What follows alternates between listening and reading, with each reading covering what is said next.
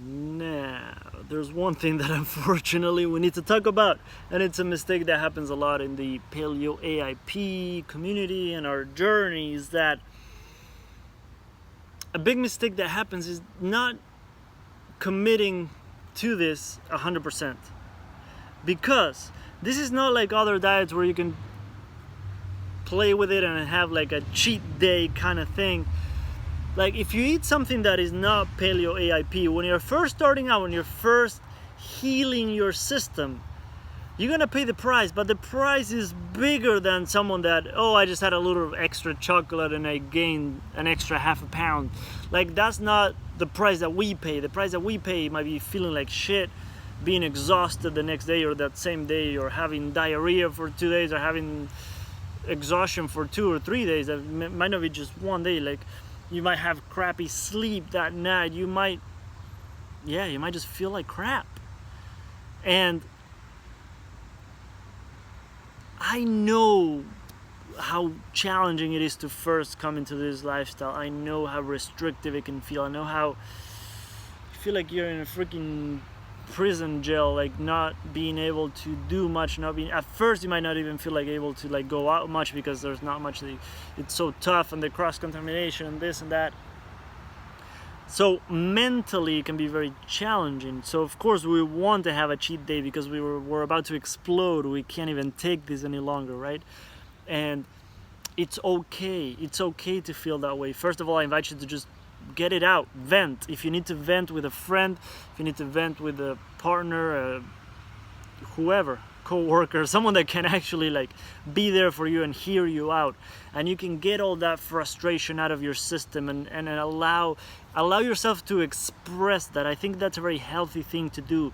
If we feel frustrated, if you feel restricted with your diet, if you feel like it fucking sucks, get that out of your system. You need to, whether it's through journaling, whether it's through a voice recorder, and you just say everything that comes out, and you might want to listen to that back again to see what came out. But whether it's with a friend, whether it's by yourself out in your car somewhere while driving, or just go out and park somewhere and just vent and cry and yell, whatever the hell you need to do, but just making sure that the mental, emotional aspect of feeling restricted needs to be taken care of. It's not just about finding more recipes, and it's not just about finding substitutions for things that we can't have on Paleo AIP, so that we have our substitution and we are able to have that. It's not just about that, because you're still gonna feel restricted.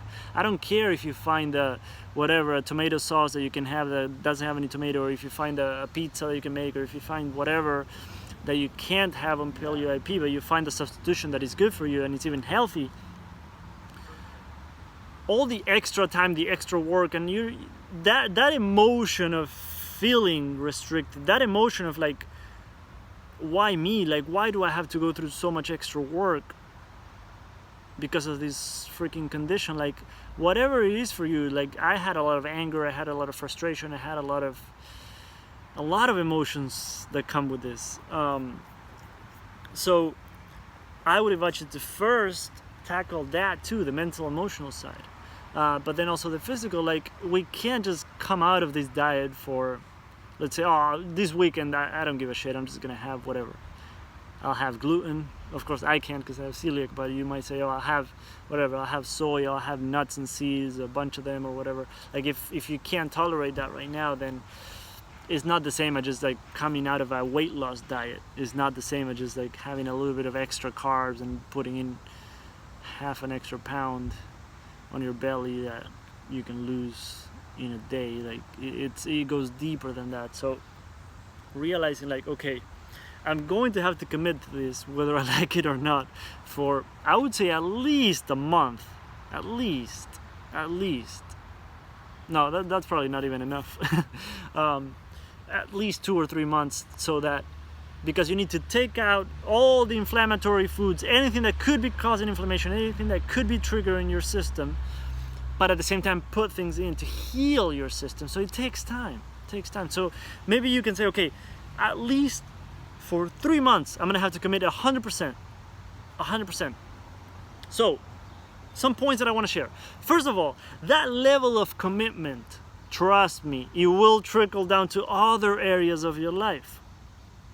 If at work you haven't been able to give your best, that level of commitment might trickle down to that. If you have your own business, if you're trying to start your own business, if you have a passion that you're trying to make into a business, that commitment, maybe you haven't been able to commit to working out ever in your life, that commitment will trickle down to other areas of your life. And what I love the concept of is not just about getting to the goal. It's about who you become on your journey to get into that goal. So it's not about you committing 100% for 3 months or 6 months. It's about who you become as a result of committing 100% to this diet and lifestyle for 6 months. That's where the gold is. That's where the benefits are. Who you become. Because now you are different. Now you have a different level of commitment, a different level of inspiration in your life to pursue whatever your heart is telling you to go for. And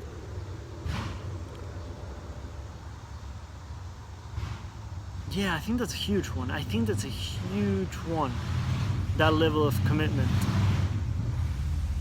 We'll let that bike go by. And at the same time, realizing that I truly believe in the fact that life won't give you any challenge that you can't handle. And I know that while we're going through it, it feels like we can't handle it.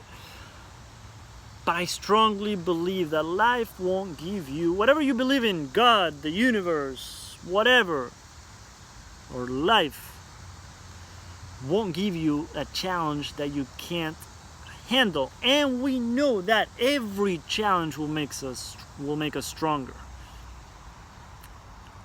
So whatever needs to be worked out within us, however this challenge gets to you, whatever this triggers within you, think of it as a little diamond that's being polished, right? A diamond that needs a little bit of work, that needs a little bit of polishing to become what it's meant to be. We are going through this to become the version of ourselves that we're meant to be, the best version of ourselves. So sometimes I love looking at, not ignoring the challenges, not pretending like it's not there, but also looking at the same time, looking at the benefits. We know there's a ton of benefits in this. We know that now we're more aware of what our body needs. We know that now we're way more in tune with what our body does well with and doesn't do well with. We know that now maybe we're taking care of our sleep. We're taking care of looking at our lifestyle, making sure it's conducive to actually health and healing and feeling good and having more energy and longevity. So while other people around you might be putting their bodies through a lot and might not have good energy, might have really bad sleep, might not even be able to be happy because they're constantly feeling like crap, you, while we're going through challenges at the same time, of course, but you are heading in a direction where that's not going to be your reality. Your reality is going to be a healthier, longer life, because that's what you're putting your time and energy into. So I think there's so many benefits. I don't want to make this video too long. I wanted to make it short, but I've been rambling for a while now. But I think recognizing the benefits that this has will allow us to commit longer. And it's okay if you fall back, if you fall out of your plan, out of your approach. It's okay, and beating ourselves up is not going to help. And at the same time, trying to be too perfect will not help, because if you think about it, if you're stressing yourself out it's a funny thing, we're stressing ourselves out to have a healthy lifestyle. So that added stress will spike up your cortisol and all the stuff that when you're in stress mode, you release more of in your body to get through it. But now we already have beat up adrenals. Like our adrenals are already going through a lot and trying to heal, and many other organs and glands in our system. So when we're trying to be too perfect, that's not healthy either. So commit 100% to just avoiding what you need to avoid, and doing your best. Doesn't mean that all the recommendations that people make you have to include every single one every single day, but just do your best, and you'll be okay, because it's a step-by-step journey, a day-by-day kind of thing, maybe even hour by hour. Just take it day by day and say, okay, how did I do today? What could I have improved on? And then the next day, if you can, whatever you learned, whatever insight you got from the last day, see if you can implement that, and see if you can keep just improving on your journey, learning and growing and evolving from your own journey, and continue to improve. And the journey is not going to be perfectly up like this. You're going to go up and down and up and down, and it's going to get all crazy, and then up again, and then all crazy. But the trend, it's going to be improvement and feeling better. And I really want you to experience that. It's what I've been aiming for, what I think I'm experiencing right now, and it's beautiful, it's amazing, and I really want to do as much as I can to help you on your journey, if I can. Who knows, maybe this is not helpful to anyone. I don't know, we'll see. So if it helped, please leave it a thumbs up and leave a comment below with anything that you found helpful or anything that you want to add, so that anyone that comes across this video in the future can benefit from your thoughts and your input as well. I would really appreciate that. So thank you so much for watching. Hope it helped.